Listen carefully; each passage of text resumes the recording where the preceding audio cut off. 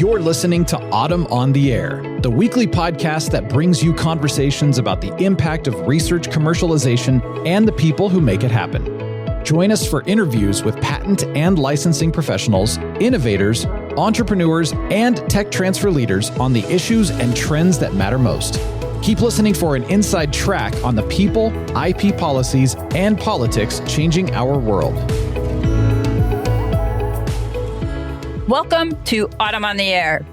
Today, we're diving into a topic that's close to all of us working at the intersection of research, innovation, and commercialization, empowering inventors to bring their ideas to market successfully. Our guest is Carmine Denisco, an entrepreneur, inventor, and president of the United Inventors Association, a nonprofit that's shaping the future of invention by providing resources, education, and advocacy. With extensive experience in product development and manufacturing, Carmine is here to share insights on how tech transfer professionals can better connect with independent inventors, foster ethical partnerships, and avoid common pitfalls along the innovation journey. Carmine, welcome to the show. I'm really excited to have you here today. Lisa, thank you so much. I've been waiting all week for this. I love when I get to talk. Oh, well, this should be a great podcast then. We've got a lot of talking to do. So I want to start things off by asking you if you can tell us a little bit about the United Inventors Association. I think maybe some of our listeners aren't familiar with it. Tell us about your mission and primarily who you're serving.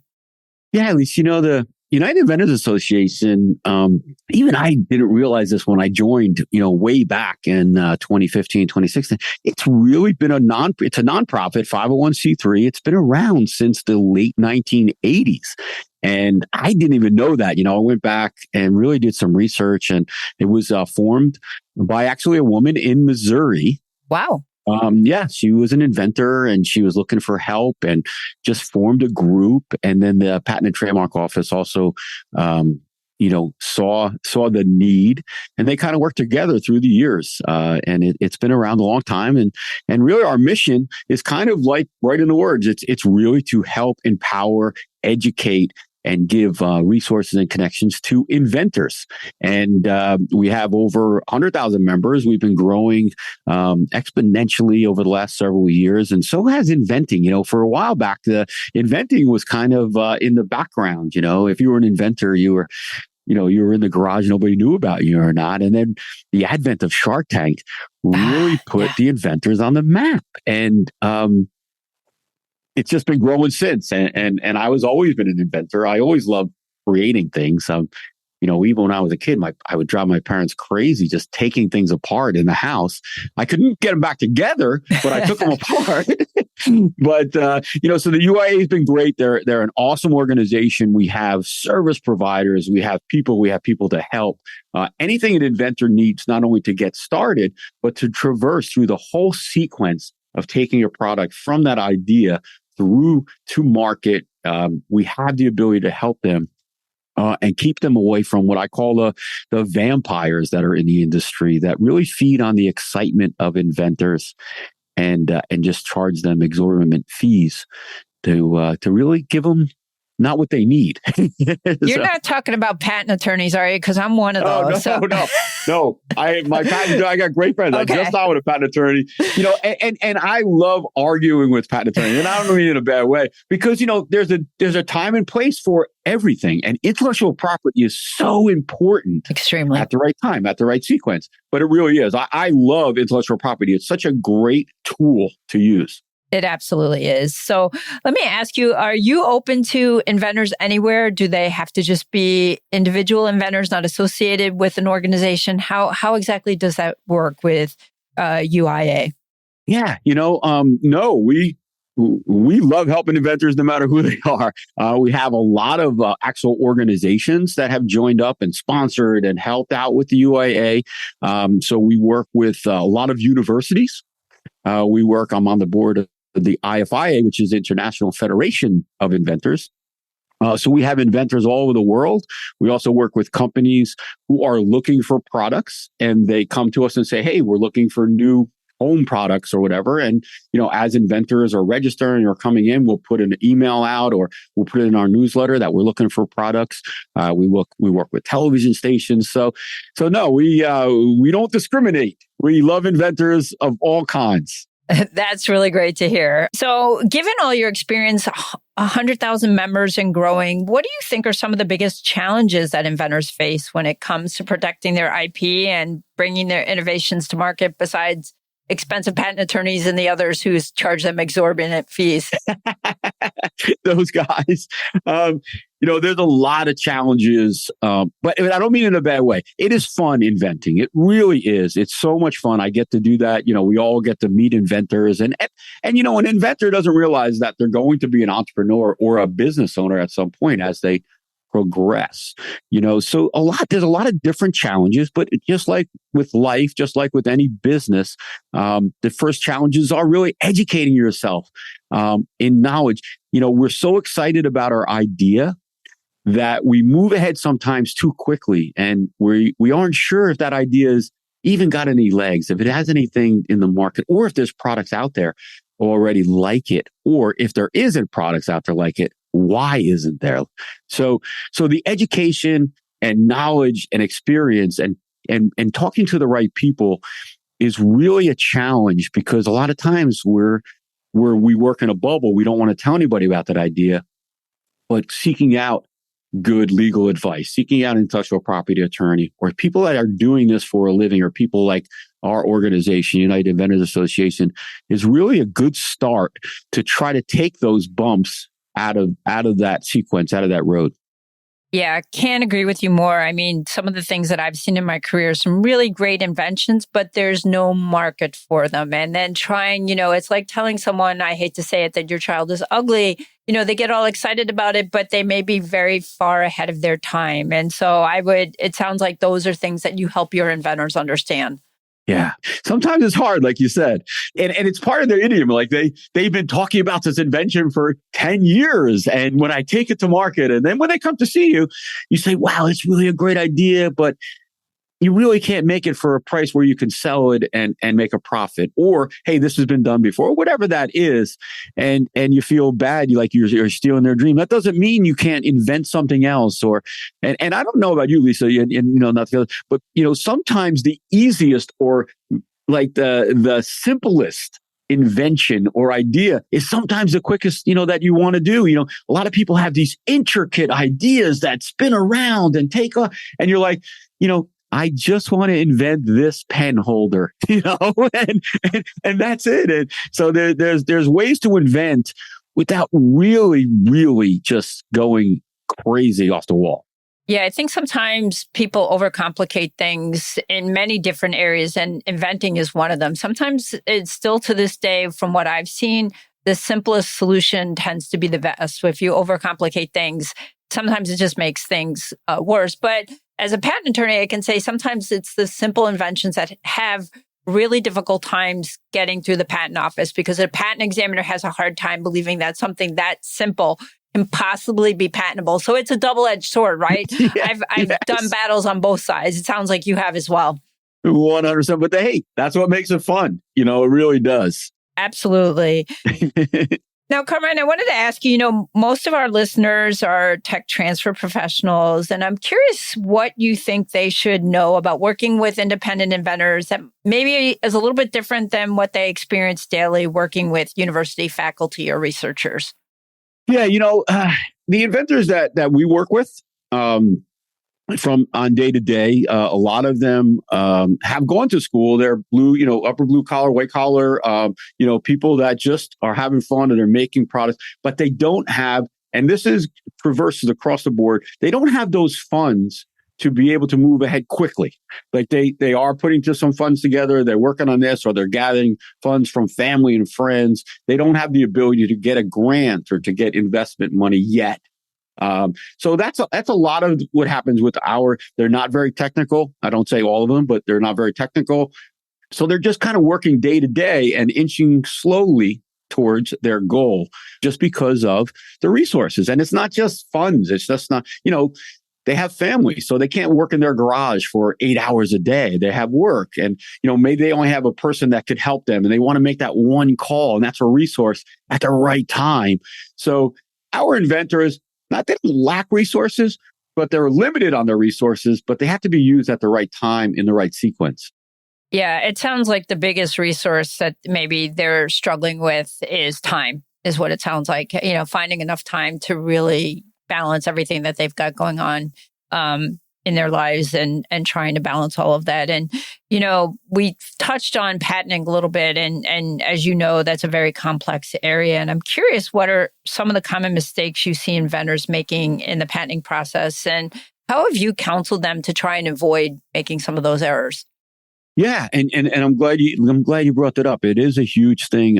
Many times our inventors and people that I do talks and shows and speak around the country, they instantly want to get a patent, which is again it's great. I believe wholeheartedly in IP. I do, but there's a sequence involved. And if you go to a patent attorney and you say, hey, listen, I want to get a patent, the patent attorney obviously is going to give you some advice, but they're going to start that process because you came to them, you wanted that. But I believe there's a time in the sequence to do that. There's a lot of tools that the patent office offers, and a lot of tools that the patent attorneys offer that can slow that process down, using a provisional patent or waiting and designs and doing things that a design patent, just to kind of lock in your idea whilst you're designing. I get inventors all the time that currently have a patent, but their product can't be made as the patent is designed. Now, it's not the patent attorney's fault. He's in any way, they develop, here's the patent, but, as we were putting this product together, it's like, hey, I go to an architect. I want to build this cool round house with 7 floors. And I bring it to the builder and he says, what the heck is that? Yeah, exactly. So it looks really cool. And the architect did exactly what I asked. And the patent attorney, using his knowledge and engineering skills, put that into the patent. But can it be made? And it can be made, but is it feasible? Is it cost effective and things like that? So those are, and I don't even like to use the word mistakes. Those are things that we run into, that we try to slow that process down and put the right IP in the right place at the right time. That's exactly right. Because, it's nobody's fault at the time.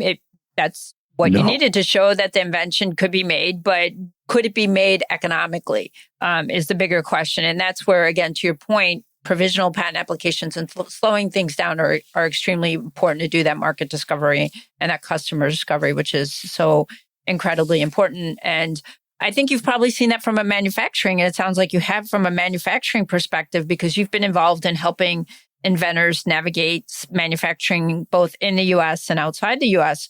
So I'm sure you've got some really good stories that you could share with us, and probably some key lessons that you've learned about making manufacturing more efficient as well as cost effective. Yes, and Lisa, you hit it right on the head. It's not just related to IP. These issues, and these are growing issues. They're in everything, and that's where experience comes in. That's working with the right people come into play. And even on the manufacturing side, as you said, there's many times where people believe their friend's cousin owns a factory in wherever, Mexico, Zimbabwe, whatever. But that's not the right factory for the right technology in the right place for that product. So it's really good. Again, you step back, you talk to people and say, I have this product. It has 2 different types of material or whatever that has. And you go and find out where really that product should be made in an efficient place at the right time, at the right cost, and be able to ship it at a cost where when it's a landed cost, you can be profitable. I mean, in a sense, it's great to have your product and it's great to be selling things, but I want you to be profitable. So whether you're going to Asia, whether you're going to Mexico, Honduras, Guatemala, you're going to Israel, wherever you're making that product, you have to make sure that should be the right place for that product at the right time. And that's, again, not mistakes. It's just knowing the right time to use. So you really need to speak with somebody that has those connections, has that information, that technology, that experience throughout offshore or onshore manufacturing. So how do you do that with your inventors? Does UIA provide education on that front? Do you do, hands-on type of counseling, guidance type of thing? How does that work? Yes to all of that. It's funny you say that because we all learn differently, and a lot of times we'll do a course or a webinar, we'll do a class, and people will just sit there with their eyes open like, what are you talking about? And then we'll sit down and we'll explain it a different way. So yes, we really try to send that home to slow things down, don't rush. Make sure you're going to have issues. You're going to make missteps. We just don't want them to be detrimental. We want them to be recoverable. And we talk about, hey, let's talk to Honduras. Let's talk with Brazil. Let's talk with Taiwan, and let's talk to those factories. Let's get some samples. Let's see what they've made. Do they have the ability? And then we'll get some materials. And we just work that way. So some people just learn differently. So we have multiple ways to get that point across. So logistically, how does that work with UIA then? Does an inventor join UIA and then is there a subscription cost, or do they pay for something, or do you have sponsors? How is it that you're able to provide all these different programs and guidance? Because obviously you have a day job as well. Yeah, great question. The UIA, like any or most nonprofits, we could always use help. We work off of donations. We have several sponsors that are great. We love them. We do shows around the country, and that's kind of how we bring people in. We have great volunteers. We have awesome board advisory panels. So we have a lot of people that like helping inventors, and the great part and I'm not sure what that click is. A lot of inventors, once they become, and I want to say successful, or once they become to that point where they're like, light bulb goes off, they want to give back dramatically, quickly. And we get calls all the time and they're like, hey, how can I get involved? Or I saw you at the show. Who can I help? So we have a lot of people helping. We currently are free. We don't charge for membership. We're working on a membership base where we may start charging, but it'll be a different tiers, and they'll get a lot more services involved, or discounts, or items and things in that sense. We currently answer so many questions every day, every week of inventors from around the world asking questions. And so we're getting to the point now where, we should really have leave that free, and then maybe have some upper tiers where people want to talk directly to a service provider, or want to talk directly to one of our people, and that could be at a fee, because in reality, it's going to save them thousands of dollars for a small fee per month. Absolutely. That's why I was wondering if you were charging and how exactly all this worked, because it sounds like you're providing incredible number of services and opportunities and connections, which is invaluable. Like you said, for somebody an inventor to take the time and just do that research, that could take them, months, depending on what it is. So it's really invaluable what you offer. Yeah. So, Carmine, I wanted to ask you, because in tech transfer, collaboration is key. It's at the heart of it. What role does partnership play in UIA's efforts, and how do you work with organizations to advocate for your inventors? Yeah, it's another great question. And as you're thinking about this, I'm like, wow, how can I answer that? No, the transfer of technology is such a valuable piece of the puzzle. We work with organizations, we work with colleges and universities, and a lot of our inventors have these pieces, but they don't have the piece of that one piece that they need. I have this idea. How do I make it work, kind of thing? And sometimes we can talk to some of our universities, some of our companies that we work with, and we say, hey guys, we have this. What do you have that we can bolt on? And we'll put them in touch with the inventor, or we'll work with the inventor, work with both. So it's very important to be able to not only protect the client and the universities or the companies or whomever we're working with, but also get them together. Otherwise, they would never have that ability to have that technical transfer. That's really amazing. So I wanted to ask you about some of the resources that UIA offers to inventors. Are there specific tools or programs that you think tech transfer offices maybe should be recommending to their entrepreneurial community? I would love to say yes. There's a lot of people out there, a lot of companies, a lot of universities that are helping not only inventors, but entrepreneurs. And I'd love to see it. And I don't want to say we're the greatest, we're the best, but we are out there. We're helping with advocacy. We're really fighting for inventors. We were up in Washington. We help with connections. We connect people with maybe the right person or the technology. And we also, through education, we're really educating a lot of our inventors and people who otherwise would have gone in that wrong direction. And it may be detrimental that they wouldn't be able to recover. So we do a lot of that. We also offer a lot of documentation and templated legal documents or things in that sense where if they needed an NDA where, again, they'd have to spend maybe $1,000 or $800, we try to offer that to them as, here's a template. You might have to modify it a little bit. So we try to save the inventor as much time as possible, but also those resources that we offer, we could keep them on the right track. They are going to go off track. I mean, all of us do. We're inventors. We're going to go off a little bit of track, but I think some of the things that we offer just pull them back and get them to stay on that line that much longer. Absolutely. It really sounds like that. And you mentioned you work with a lot of universities or inventors at universities. And as I'm sure you're probably pretty well aware, universities are really focusing on broader innovation ecosystems now. So given all that you've seen and all the work you've done in inventors, what advice would you give to institutions that are looking to foster stronger connections between their inventors and the private sector? Oh, wow. That's a great question. I'm so glad you asked that. The universities are awesome. Not only do they have the best and the brightest, but the equipment and technology and funding they have is far and beyond that what any inventor on our end could dream of. And what we try to do, and we talk to universities, is really put together a program where I would love to see them maybe take in an inventor's idea or an inventor somewhere local and really have their organization jump on that, where is the students are working on this idea, whether it's social media, whether it's technology, whether they're building this piece of equipment, whatever that is, to really not only help the inventors hopefully move forward, and the inventors would gladly give the university a piece of that pie if it ever came to fruition. But also just to have those students work on the different components and show how things really work in this side of the sector.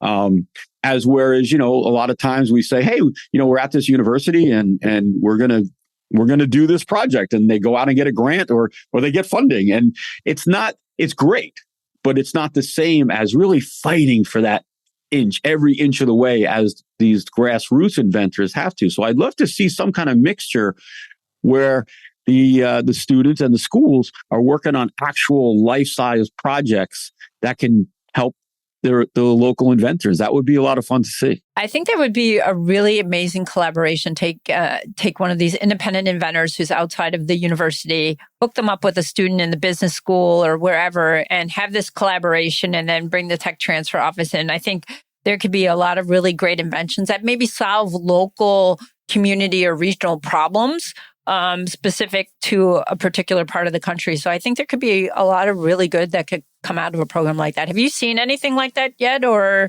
not as of yet? It sounds like probably not. No, not really. And the great part about that scenario is it's the project moved forward, you'd have to get the business school involved, because now that's a business. You have to get the marketing team involved. Then you get the video team and the audio teams. Like it could be a whole project because it's multiple layers. It's just not the product.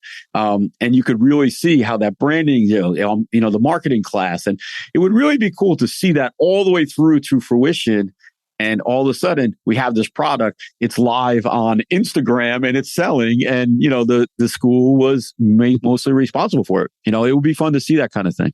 Yeah, it would be a win-win for both the independent inventor, for the university, as well as the local community. It'd be interesting to see if we see something like that coming into fruition here shortly. You heard it here first. Just remember that. Exactly. So, Carmine, you've mentioned a lot about what UIA does to emphasize education. What would you say are some of the top educational priorities that you think every inventor or innovator should understand before they decide to commercialize their invention? Yeah, that's good. This is so great. I'm going to point everybody to this one podcast. Many people There you go. It's great. The first thing that any inventor should really do when they get that invention at 3:00 in the morning, they wake up, they put it in their notebook, is that they should really search the market. They should really check to see what's out there, what has been out there. USPTO, even Google patents, start searching things and see what's been out there, what has been out there. Because sometimes they have this invention, they don't do the search, they put all this money working through CAD files and drawings and all these things, and then they go to get it patented. And the patent attorney goes, no way, this was 1913 we had this, whatever that was. But so educating yourself not only on the process of inventing, the sequence of taking your product to market. You don't have to know everything to everyone, but you do have to oversee if you're going to hire service providers or people to do your branding and logos and things like that. Really seek out good legal advice for each step of the way. A lot of people don't know that if they have somebody, design a logo for them, if they have somebody design documentation for them, that they don't own that documentation unless they get a work for hire document. People look at me like, wow, what? So there's a lot of things that people step into or jump into right away, not knowing those processes. So really educate yourself and talk to people on those processes, on those business aspects, on the legal ramifications. Even as you're getting started, I'm not trying to discourage anyone, but the worst thing that you could do is find out that after you're selling this product, it's not really yours, and you don't want that to ever happen to anyone. I love inventing. I love seeing people's eyes light up when I say, hey, Target just called me. They want your product, or HSN is going to put your product on. It's so much fun, this industry, but it really has to be done the right way. And that's really where the education has to start. Absolutely. I often tell independent inventors that I work with that it's easier to do everything right from the beginning, because to correct mistakes later on are far more expensive than any money you would spend if you had just taken it step by step and dotted all the I's and crossed all the T's. And it really is true. Trying to correct some of these things later, sometimes they're not even correctable, as I'm sure you've seen working with so many different inventors. So, Carmine, for our university-based tech transfer offices, are there any specific outreach strategies or program that you've seen that work particularly well to help engage and support inventors? There's a few that I've seen. Because I'm here in Florida, so I have worked very closely with USF, University of South Florida. They have the National Association of Inventors, and also they have, the Florida Inventors Hall of Fame there. And they do a great job. Again, I'm not privy to, there's so many schools and so many colleges, but they do such a great job reaching out and helping inventors and things like that. So they do a good job. And I'm sure a lot of the colleges I work with, I'm an entrepreneur resident at the University of Tampa. They do an awesome job. Their business school is insanely good. So I think all of the schools have their own nuances. I would love to work with more of them. I love seeing the young students when they learn and it hits them, that light bulb goes off, and it's so much fun to work with them. Well, we're in a new year, so what's up for UIA? What's next? What do you guys have planned for 2025 and beyond? Yeah, so we're continuing our system. We're partnering with a couple more companies. We are thinking of launching that paid membership that we talked about. But we're going to add a lot more value, a lot more personal training experiences in that sense. And we're going to some shows. This month we're going to the PGA show. We run the innovation area at the PGA show in Orlando. We'll be at the Chicago home show, where we have a stage and we do a lot of education from the stage. We're going to the hardware show out in Las Vegas after that. So we have a bunch of shows that we go to, and it's a lot of fun to get out there and talk to inventors directly. We do pitch to the pros, where products get pitched directly to our experts. And we've had people, get right onto Shark Tank. We've had people get licensing agreements right off the stage. So that's a lot of fun.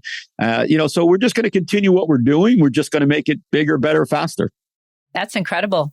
Yeah, and I'm based in Chicago, and that show is very large here in Chicago, down at McCormick Place. It attracts a lot of people into town. So you guys are going to some really big events, which is really, really impressive. Yes. So Carmine, it's been really great having you on the podcast today. For any of our listeners where they want to learn more about UIA, if they want to volunteer and help or just connect with you, where can they reach you? Yeah, I would love it. UIAUSA.org, the United Inventors Association. As I said, sign up. It's free. You can contact us right through the website. We'd love to hear from you. And if you have some questions, send them over. We'll be waiting for them, and we would love to help. Well, thank you so much, Carmine. It's been an absolute pleasure having you on the podcast today. Oh, thank you, Lisa. I love it. And keep doing what you're doing. I'm really proud of the stuff you have going on. Thank you so much. Thanks for listening to Autumn on the Air with Lisa Mueller. Get social with us and share your thoughts. You can tweet us at AUTM or visit us online at AUTM.net. We'll be back next week on the air. Be sure to join us.